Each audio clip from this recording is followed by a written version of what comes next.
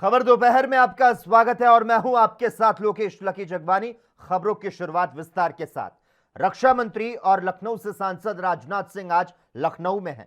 वे आज पूर्व मुख्यमंत्री कल्याण सिंह से मिलने एसजीपीजीआई पहुंचे, जहां उन्होंने कल्याण सिंह से मुलाकात करते हुए उनका हालचाल जाना। और इसके अलावा रक्षा मंत्री राजनाथ सिंह आज सुबह 10:30 बजे एयरपोर्ट पहुंचे और राजनाथ यहां पर यूपी सरकार में मंत्री और बीजेपी के सांसद और गवर्नर रहे लालजी टंडन की प्रतिमा के लोकार्पण कार्यक्रम में शामिल हुए। और इस दौरान सूबे के मुखिया योगी आदित्यनाथ मौजूद रहे।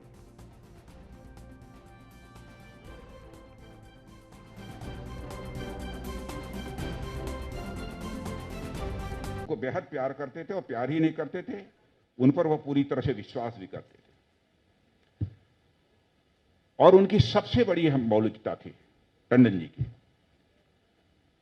बराबर उनके अंदर सबसे जुड़ने का भाव होता था। इतना ही नहीं, अपनापन देने का भी भाव होता था। और इसके कारण सबका हो जाने का भी भाव उनके अंदर बराबर बना रहता था। यह टंडन जी के व्यक्तित्व की एक सबसे बड़ी विशेषता थी। मुझे एक बार उन्होंने बतलाया था कि तरुण भारत का भी संपादन कभी हमने किया है। मुझे जानकारी नहीं थी, उन्होंने मुझे बताया था तरुण भारत का भी हमने संपादन किया है। यह अवसर मुझे मिला है और उसका विमोचन एक अंक का तरुण भारत का यदि किसी ने किया था तो अमृतलाल जी नागर ने किया था उसका विमोचन।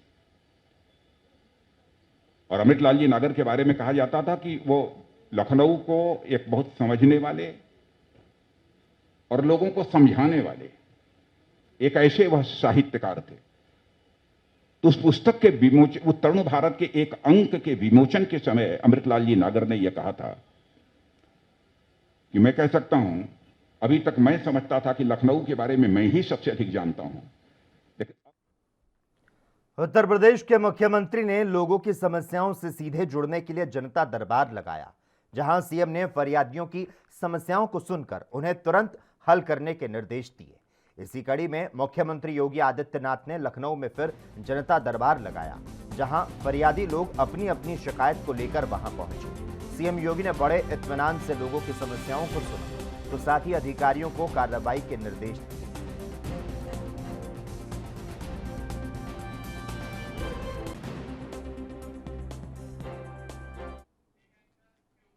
पश्चिम बंगाल के विधानसभा चुनाव में शानदार जीत दर्ज करने के बाद ममता बनर्जी लगातार मोदी सरकार पर हमलावर हैं। और इस बीच सीएम ममता और उनकी पार्टी तृणमूल कांग्रेस ने गुजरात के लिए कमर कसनी शुरू कर दी है। आपको बता दें, गुजरात में अगले साल विधानसभा चुनाव होने वाले हैं। दरअसल ममता बनर्जी के शहीद दिवस के कार्यक्रम को लेकर अहमदाबाद में पोस्टर लगे हैं। इसके पहले ममता बनर्जी शहीद दिवस के कार्यक्रम को कोलकाता और बंगाल तक सीमित रखती थी, लेकिन अब देश के कई राज्यों में वर्चुअल मीटिंग करने जा रही हैं। गुजरात में गुजराती भाषा में ही इस वर्चुअल मीटिंग के बैनर लगा दिए गए हैं। पश्चिम बंगाल के मुख्यमंत्री कोविड-19 महामारी के कारण लगातार दूसरे साल वर्चुअल तरीके से लोगों को संबोधित करेंगी। ममता बनर्जी के भाषण को पश्चिम बंगाल के अलावा पहली बार तमिलनाडु, दिल्ली, पंजाब, त्रिपुरा, गुजरात और उत्तर प्रदेश जैसे दूसरे राज्यों में इसका प्रसारण किया जाएगा।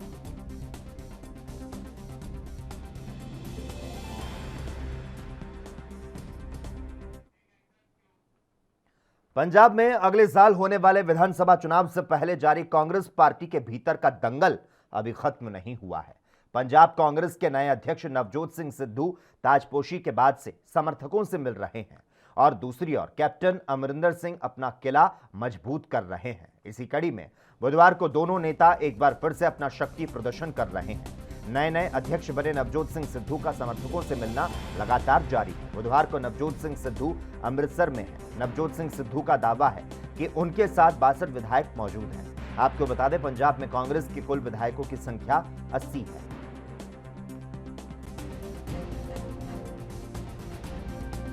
देखो, कैप्टन अमरिंदर सिंह साडे बहुत सत्कारयोग है, मेरे मुख मंत्री ने, मेरे बॉस है और मैं उन्हां दी किसी गल ते कोई कमेंट नहीं कर सकता।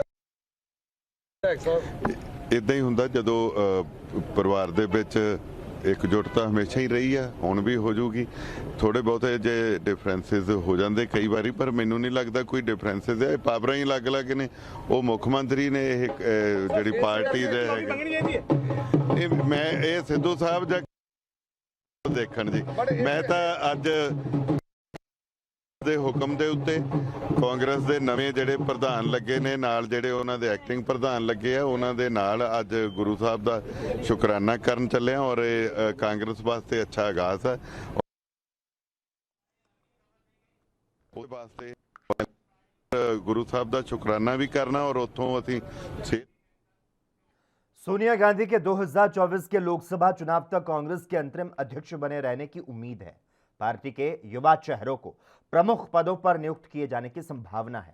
राहुल गांधी के कांग्रेस अध्यक्ष के रूप में नियुक्त होने की संभावना नहीं है। चुनावों को ध्यान में रखते हुए सबसे पुरानी पार्टी एक बड़े फेरबदल की योजना बना रही है, जिसमें युवा कांग्रेस नेताओं और गांधी के वफादारों को पार्टी संगठन के अंदर महत्वपूर्ण भूमिका मिलेगी। सूत्रों की अगर माने तो पार्टी से 4 कार्यकारी अध्यक्ष की नियुक्ति की उम्मीद की जा रही है, जो कि महत्वपूर्ण निर्णय लेने में सोनिया गांधी और राहुल गांधी की मदद करेंगे। कांग्रेस में कार्यकारी अध्यक्ष पद के लिए गुलाम नबी आजाद, सचिन पायलट, कुमारी शैलजा, मुकुल वासनिक और रमेश चन्नीथला सबसे आगे चल रहे हैं। सोनिया गांधी को कांग्रेस के अंतरिम अध्यक्ष के रूप में पदभार ग्रहण किए 2 साल से ज्यादा का समय हो चुका है और तब से सबसे पुरानी पार्टी अध्यक्ष पद के लिए चुनाव टाल रही है। इसके पहले खबरें आ रही थी कि राहुल गांधी पार्टी में शीर्ष पद संभालने के लिए सहमत होंगे। हालांकि मई 2021 में कांग्रेस ने देश में कोरोना स्थिति का हवाला देते हुए पार्टी अध्यक्ष के चुनाव को टाल दिया। सूत्रों का कहना है कि राहुल गांधी पार्टी संगठन को पूरी तरह से बदलना चाहते हैं।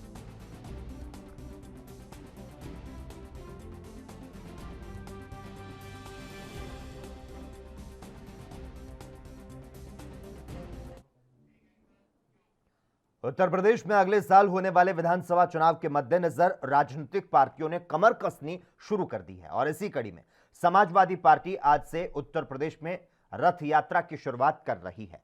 सपा मुखिया अखिलेश यादव लखनऊ से उन्नाव के लिए निकल चुके हैं। भारी बारिश के चलते वे बीच रास्ते में रथ थामेंगे। करीब 150 जगहों पर रथ यात्रा का सम्मान प्रोग्राम आयोजित किया जाएगा। आपको बता दें, ग्राम सरौसा में मनोहर लाल इंटर कॉलेज में मूर्ति अनावरण का प्रोग्राम तय किया गया था और इंटर कॉलेज में रैली की योजना थी, पर जिला प्रशासन ने इसकी अनुमति नहीं दी, जिसके बाद सपा ने अंतिम समय में प्रोग्राम में बदलाव किया।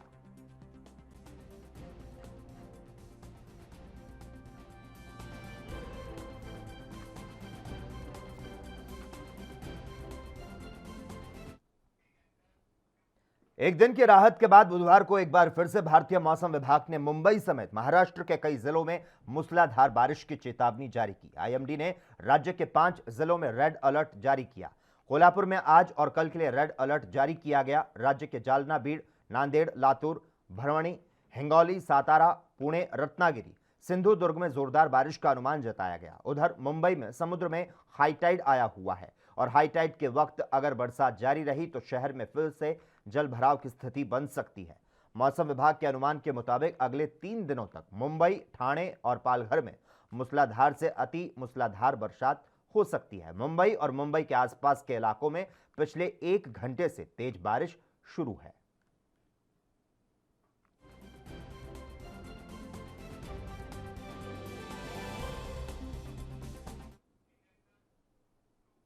देश की राजधानी दिल्ली स्थित लाल किला बुधवार सुबह से 15 अगस्त को स्वतंत्रता दिवस समारोह के समापन तक बंद रहेगा। भारतीय पुरातत्व विभाग ने मंगलवार को इस बारे में जानकारी दी। विभाग ने बताया कि आम लोगों के लिए लाल किला 21 जुलाई से 15 अगस्त तक के लिए बंद कर दिया गया है। एएसआई ने नोटिफिकेशन जारी करते हुए बताया कि 15 अगस्त की तैयारियों के चलते लाल किले को बंद किया गया। कोरोना महामारी की वजह से पहले ही लाल किला देखने जाने वालों की संख्या कम कर दी गई थी।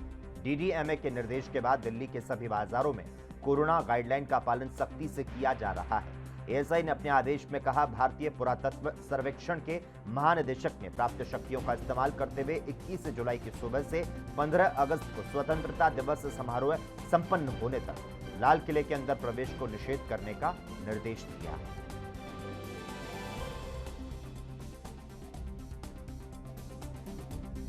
देखिए, एंटी ड्रोन का जो थ्रेट है वो अपने आप में बहुत डायनामिक भी है, चैलेंजिंग भी है उसको काउंटर करने के लिए हमने एक तो अपने जो 250 प्लस रूफ टॉप्स हैं उनके स्टाफ को 3 लेवल ऑफ ट्रेनिंग लगातार हमारी 2 महीने पहले से चल रही है, जिसमें how to respond to any unfriendly object के बारे में उनको बताया गया है। SOPs हम अच्छे से प्रैक्टिस कर रहे हैं।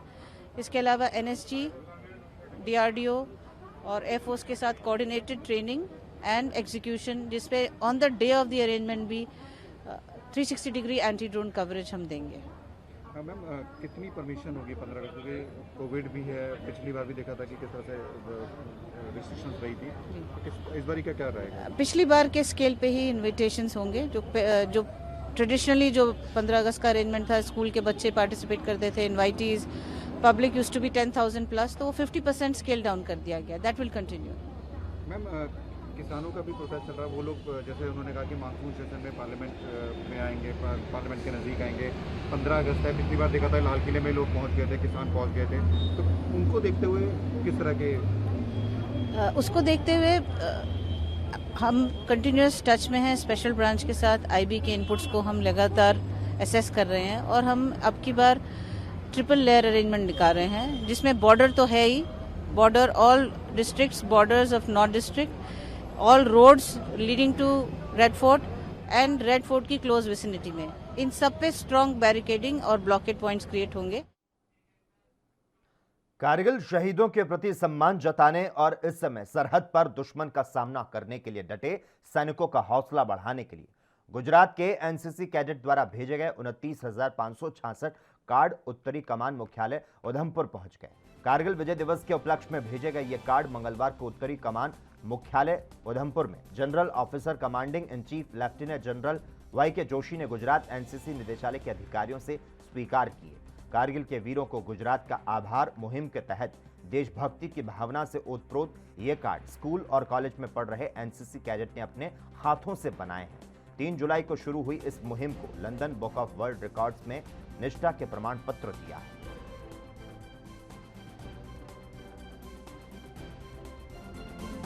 Especially to the NCC cadets led by the ADG NCC General Arvind Kapoor for having thought of and conceptualized this brilliant and novel and innovative method of inspiring and motivating the soldiers deployed in the most challenging areas of Northern Command, along the line of control, along the line of actual control, as also in the hinterland.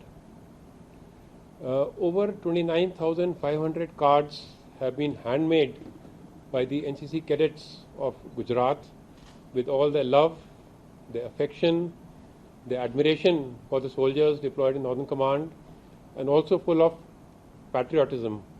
And these cards were flagged off from Gujarat by the Chief Minister of Gujarat, Shri Vijay Rupani himself, on the 17th of this month.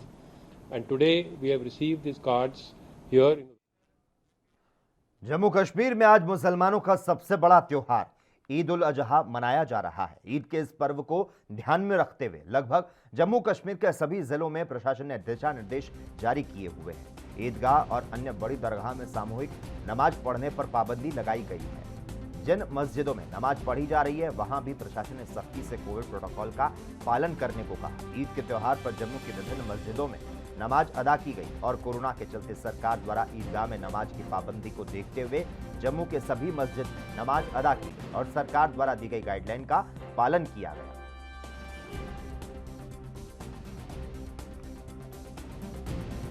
उस्ताद मोहल्ले से है, ये हमारी main CPO चौक की मस्जिद अल हिजरी है।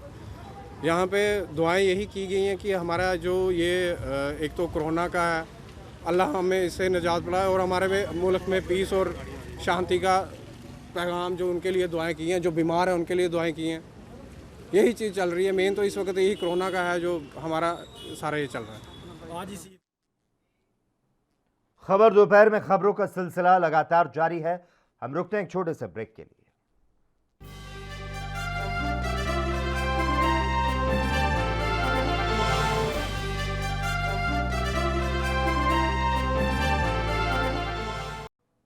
Break के बाद एक बार फिर से आपका स्वागत है।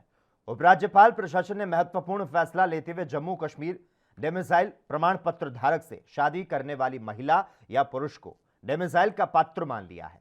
सामान्य प्रशासन विभाग ने नए नियम की अधिसूचना जारी कर दी है, जिसके तहत प्रदेश में डोमिसाइल प्रमाण पत्र धारक से शादी करने पर दूसरे राज्य की महिला या फिर पुरुष अब डोमिसाइल प्रमाण पत्र हासिल कर सरकारी नौकरी के पात्र होंगे।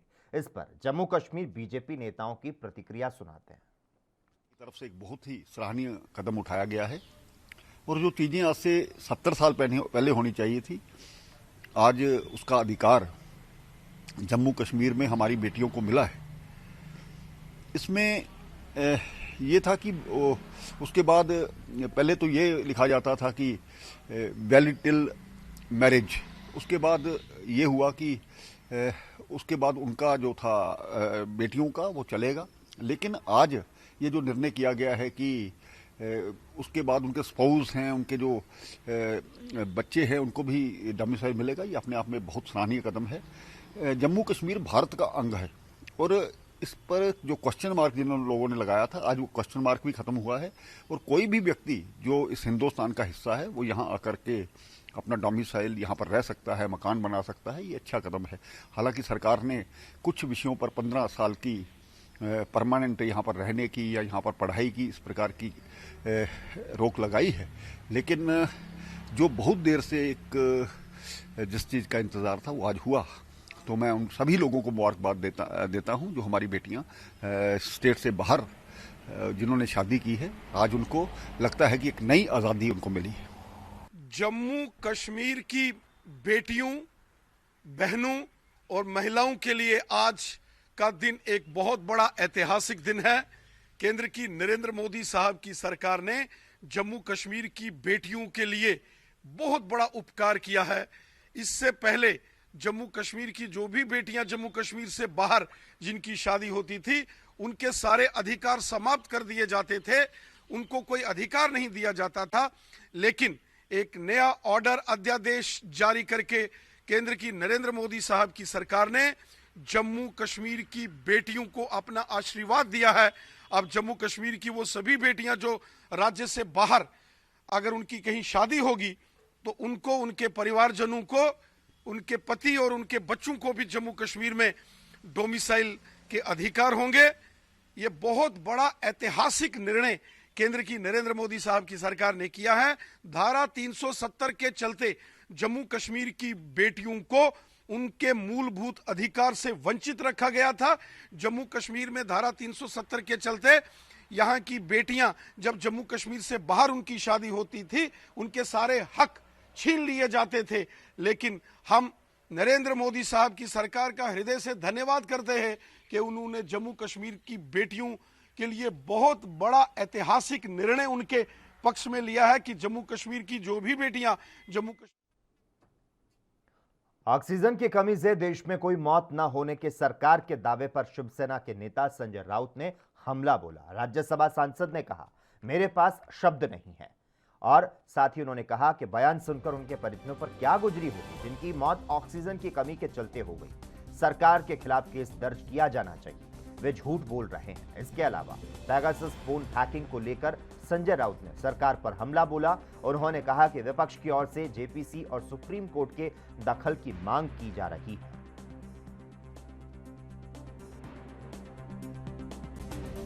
मेरी तो बोलती बंद हो गई जब मैंने सुना और ये पढ़ा। तो जिसके परिवार के लोग ऑक्सीजन के अभाव से उनकी मृत्यु हो गई, उनके ऊपर क्या बीती हुई ये बात सुनकर मैं तो कहूंगा पूरे देश में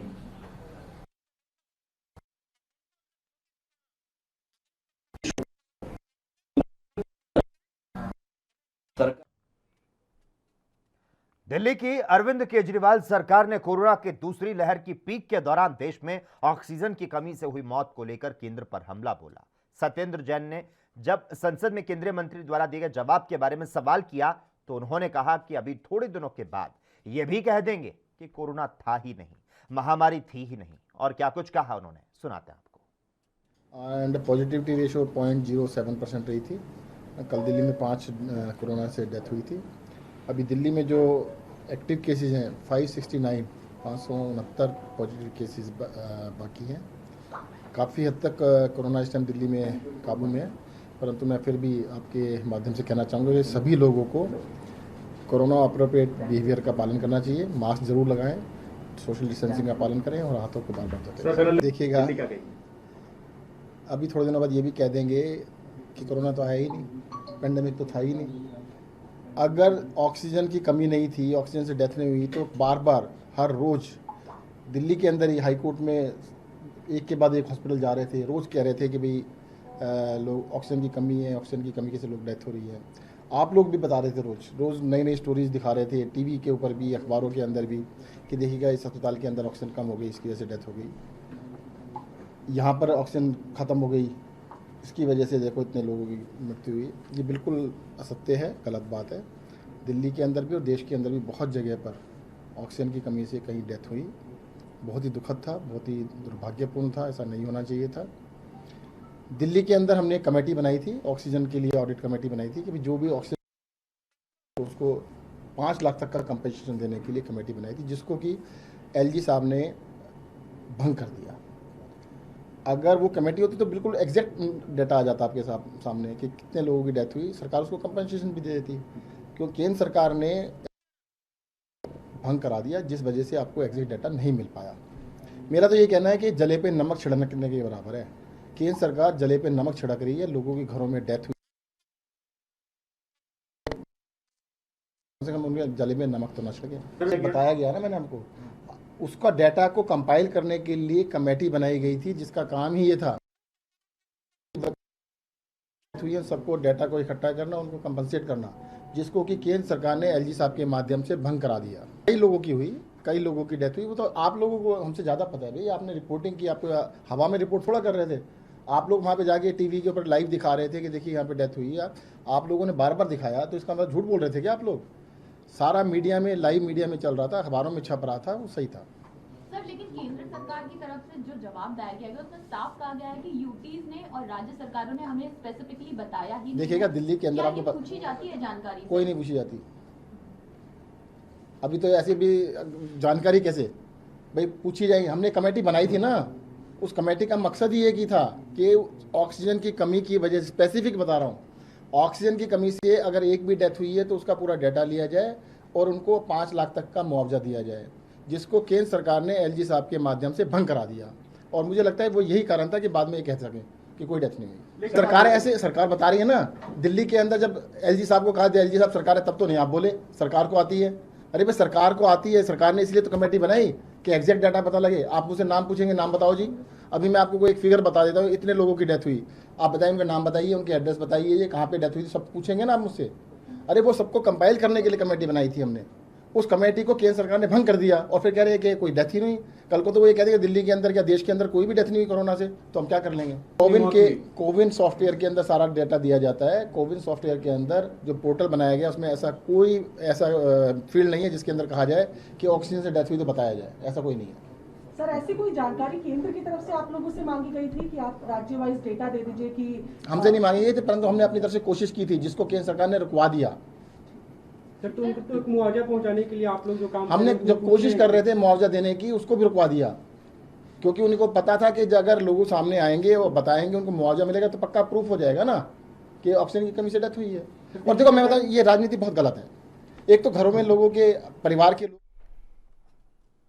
राज्यसभा सांसद शिव प्रताप शुक्ला ने कांग्रेस पर हमला बोला। उन्होंने ऑक्सीजन की कमी से नहीं हुई मौत वाले बयान पर कहा कि यह राज्य सरकार की जिम्मेदारी थी, केंद्र ऑक्सीजन उपलब्ध करवा रही थी। कि हम ऑक्सीजन जब जब आवश्यकता रही दिए, प्रबंधन राज्यों को करना था ना, केंद्र सरकार को नहीं करना था। यहां तक कि कोर्ट के फैसले के आधार पर दिया। यही दिल्ली है, दिल्ली की 500 की जगह पहले 700 हो गया, फिर 900 हो गया, और जब ऑडिट रिपोर्ट आई तो उन्होंने कहा नहीं 500 भी अधिक है, ये ले जाइए। तो प्रबंधन राज्यों का था, इसके लिए राज्यों से बात करनी चाहिए। इसमें कहीं भी केंद्र का कोई भी दोष नहीं है। इस देश को पूरी तौर पर इमरजेंसी में झोंक दिया। और इसी के साथ ही खबर दोपहर में बस इतना ही। देश और प्रदेश की तमाम अहम जानकारी के लिए लगातार आप देखते रहिए ANB न्यूज़।